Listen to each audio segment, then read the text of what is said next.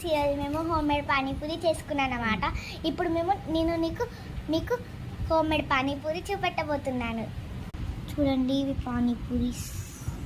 ఇది పప్పు, first time try.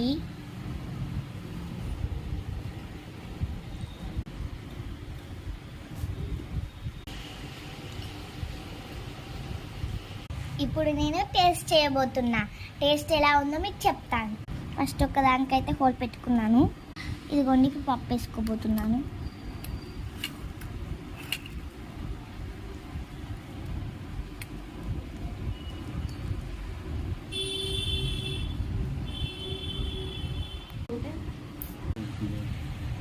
చూడండి,